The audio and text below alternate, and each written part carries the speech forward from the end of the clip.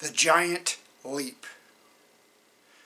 I know a man in Christ who 14 years ago, whether in the body, I do not know, or whether out of the body, I do not know.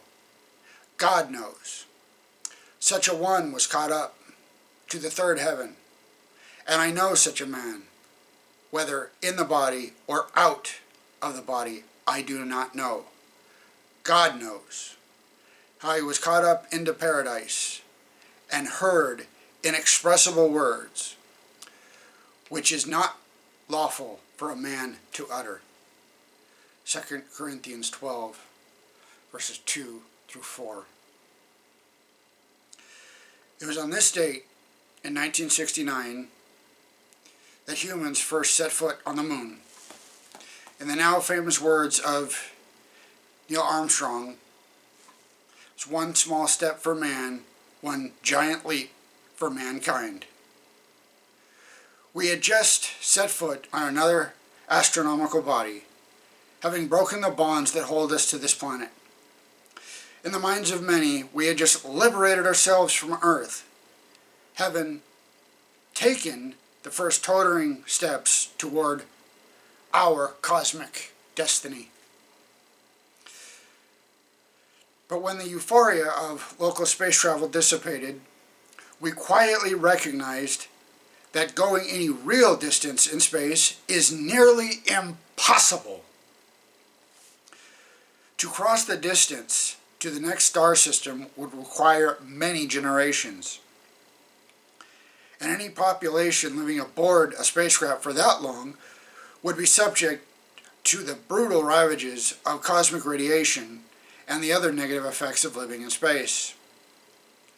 The unlikelihood of long-range space travel has forced us to dream of wormholes, which are described as folds in the space-time continuum that provide much-needed shortcuts across the universe. The human expedition to another star system, in other words, is simply not likely to happen. At least not if you do not know the one who hung the stars in space. Somehow, angels managed to cross the huge swaths of space in mere minutes.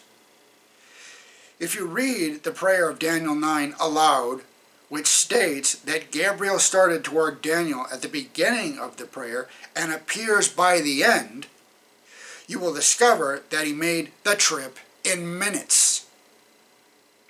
The scope of the universe is not beyond the one who made it in the first place. Paul was privileged to make an early visit to heaven.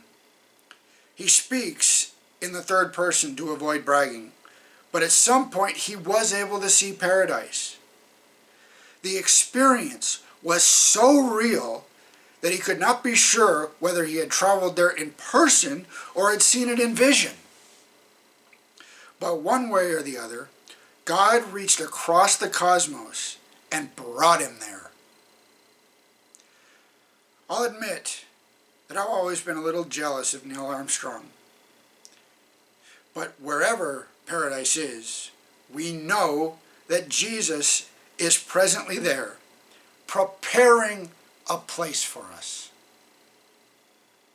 When he comes, we will all finally be free of this world, and we will witness things that Armstrong could scarcely imagine.